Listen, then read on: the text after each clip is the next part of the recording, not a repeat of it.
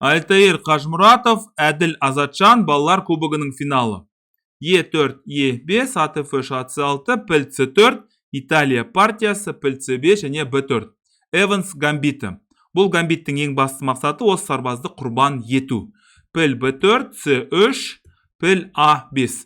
Бекерден бекер ешкім ештеңе бермейді. Ең бастысы бүкіл фигураларды іске қосу және қарсыласқа ондай мүмкіндік бермеу. Д4 орталықты қопарады, Ед және уәзір Б3 батарея құрылды. Бұл батареяның ең басты мақсаты қомағайлар қатарына кіру. Уәзір Е7 рокировка және ДЦ. Бұл енді жақсы шешім емес, өйткені Д сарбазын алды, С сарбазын алды, Б сарбазын үшеуін алды. Бірақ ойыншылар іске қосылған жоқ. Мен үнемі айтам, артық фигурадан, артық сарбаздан белсенділік маңыздырақ. Ат С3, ат F6 және сарбазды негізгі орталыққа қойды. Піл С3 былай ойлады, ойлаған шығар осы қаз піл С3-тің арқасында құтылып кетем. Жоқ, аралық жүріс ЕФ, соның арқасында Е жолы ашылды, мына патшаға шабуыл жасалды. Уәзір F6 және піл Ж5 соңғы ойыншысын іске қосты. Тағы бір рет ескертем, рокировка жоқ, ойыншылардың барлығы мүлдем ештеңе істеп жатқан жоқ. Піл А1 және тура Е1. Тағы да бір өте маңызды аралық шах, және бұл патшаға рокировка жасауға бүгін мүмкіндік болмайды. Ат Е7 енді патшаны қорғау керек. Піл F6, піл шеге деген лақабаты бар. Піл F6 және піл F7 қомағайлар қатарына кірдік.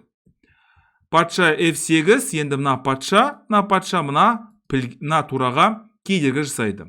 Ж4 орталық тұрақты, сол себепті оң қанатта немесе сол қанатта шабуыл жасауға болады. H4, H6, H4, D5 және піл D5 негізгі орталықтағы сарбаздың көзін жою.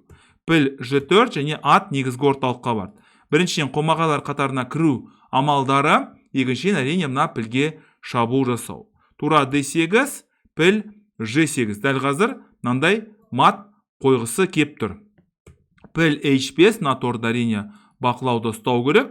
Піл F7 ұсыныс айырбастайық деген сияқты. Және піл D1 неге бұлай жүргенін түсініксіз. Уәзір Е6 есімізге Филидорды түсіреміз. 3-ші және 6-ші қатардың қаншалықты маңызды екенін және тура D6 неге бұлай жүргенін де тағы да түсініп тұрған жоқпын.